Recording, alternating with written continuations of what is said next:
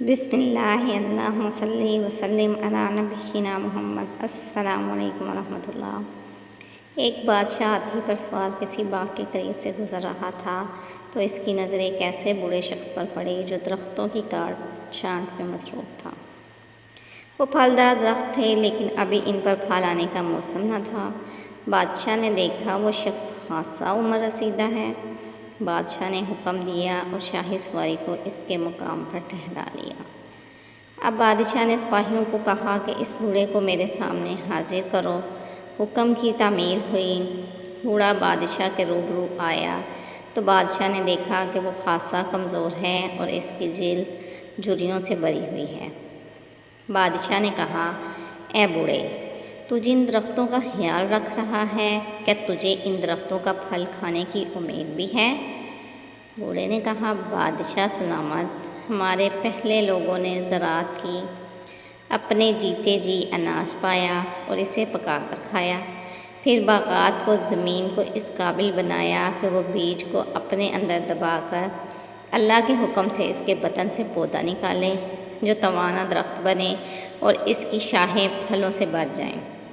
وہ زندہ رہ سکے تو پھل بھی کھایا اور جب وہ نہیں رہے تو ان کے بچوں اور ان کے بچوں کی اولادوں نے وہ پھل کھائے۔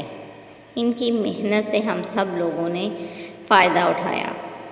آپ نے ٹھیک اندازہ لگایا ہے حضور، لیکن اب میں اپنے بعد آنے والوں کے لیے یہ محنت کر رہا ہوں تاکہ وہ نفع حاصل کریں۔ بادشاہ کو اس کی یہ مذاق اور مفید بات بہت ہی پسند آئی۔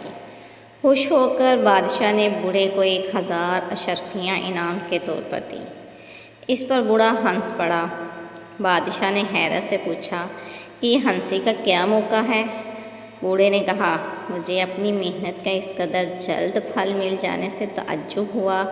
اس بات پر بادشاہ اور بھی زیادہ خوش ہوا۔ بوڑھا یقیناً ذہین بھی تھا۔ بادشاہ نے اسے 1000 اشرفیاں اور دیں۔ باغبان بوڑھا پھر ہنسا۔ بادشاہ نے پوچھا کہ اب کیوں ہنسے؟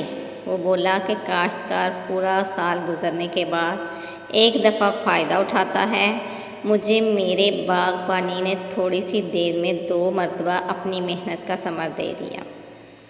بادشاہ اس جواب سے بہت خوش ہوا اور اس کی تعریف کرتے ہوئے 1000 اشرفیاں مزید دیں اور سپاہیوں کو آگے بڑھنے کا حکم دے دیا۔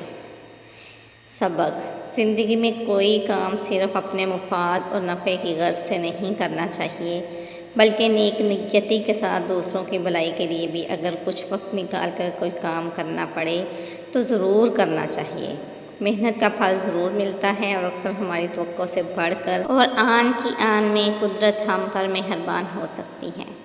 السلام علیکم ورحمۃ اللہ۔